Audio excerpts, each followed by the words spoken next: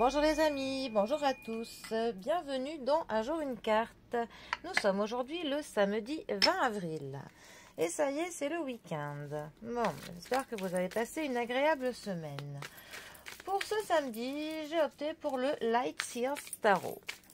Alors, voyons voir ce qu'il a à nous annoncer pour ce début de week-end. Alors, nous avons le 7 de coupe qui est accompagné du 7 de bâton. Ah ben, nous sommes dans le 7. Alors, le 7 est souvent appelé le chiffre divin. On dit que c'est vraiment le chiffre le plus proche de Dieu. On dit aussi que c'est un chiffre qui porterait bonheur. Alors, la famille des coupes. La famille des coupes, ça va nous parler de nos proches, des discussions que l'on peut avoir, des moments que l'on partage, des sentiments, de notre famille, de nos amis, de notre vie sociale en général et de tout ce qui nous procure des émotions, que ce soit pour le coup de la peine comme de la joie. Alors, ensuite, le 7 de coupe, ça c'est vraiment une carte qui va nous parler parfois d'une illusion. Parfois aussi d'avoir un sentiment que l'on est désorganisé. Ça peut aussi nous parler qu'on a parfois des attentes qui sont un peu trop hautes, trop élevées par rapport à ce que l'on devrait avoir. Et surtout, parfois, c'est avoir une attitude qui est paresseuse et avoir malgré tout des attentes beaucoup trop hautes. Et c'est aussi une carte qui va nous parler du fait de retarder l'inévitable. Donc autant au niveau de vouloir procrastiner que aussi de ne pas vouloir voir quelque chose en face. C'est aussi la carte qui va très bien avec cette phrase qui nous dit avoir le beurre et l'argent du beurre. Il y en a qui disent même avoir le beurre, l'argent du beurre et le cul de la crémière. Et c'est aussi pour le coup avoir un peu un ensemble pour le coup devant nous qui est un ensemble d'options qui peut nous impressionner. Et pour le coup, on ne sait pas trop quoi choisir. Et cette carte, elle peut aussi exprimer le fait d'avoir vraiment plusieurs options devant nous, mais d'être tenté de prendre les options qui ne sont pas les bonnes, celles où ce serait un peu trop facile, celles qui seraient un peu de la triche, celles qui seraient un peu de la fainéantise, celles qui seraient peut-être pas légales, celles qui seraient un petit peu trompeuses. C'est un peu une carte qui nous parle de la tentation de faire quelque chose qu'il ne serait pas bon de faire. Voilà. Alors, ensuite, nous avons le 7 de bâton.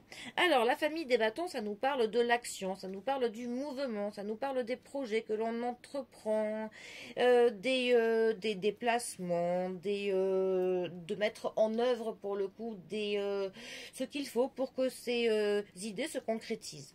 Le 7 de bâton, c'est pour le coup une carte qui va nous parler d'un défi, d'un objectif, pour le coup, que l'on s'est fixé et auquel on ne démordra pas, qu'on est prêt à défendre corps et âme. C'est vraiment la carte de la détermination. La carte qui va nous parler vraiment d'avoir de la force contre nos adversaires. Et c'est aussi une phrase une carte qui va nous parler de combattre une certaine opposition à nous. Mais ça peut aussi être une carte qui va nous parler parfois d'être trop têtu, de l'entêtement parfois à vouloir défendre quelque chose juste parce qu'on a ce petit refus de vouloir changer d'avis parce que l'ego est présent. Donc pour le coup, voilà, ça peut vraiment nous parler de mener un combat qui n'est au final pas justifié. Ça va faire vraiment beaucoup d'énergie et d'entêtement pour quelque chose au final qui n'en vaut pas la peine.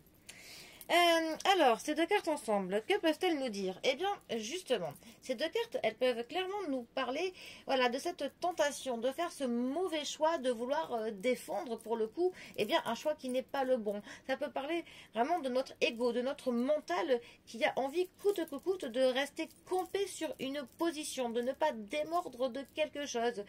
Parce que on a vraiment eu on a cette tentation de l'orgueil, de vouloir garder son honneur coûte que coûte, et on va vraiment se mettre au au défi eh bien de défendre ce point de vue, hein, et même parfois un choix qu'on peut avoir pris, hein, une décision, donc on va vraiment dans une direction qui n'est pas la bonne, mais voilà, on n'a pas envie de l'avouer et même de se l'avouer à soi-même. Ça peut vraiment clairement nous parler de ça. Donc bon, pour le coup, essayez au contraire de voir les différentes options qui s'offrent à nous et se dire que parfois, le fait de faire un petit retour en arrière n'est pas une mauvaise chose.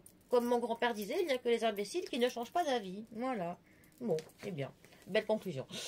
Bon, eh bien, sur ce, eh ben, je vous souhaite un très bon début de week-end. Profitez-en bien et je vous dis à demain pour un prochain tirage. Allez les amis, à bientôt. Bisous à tous.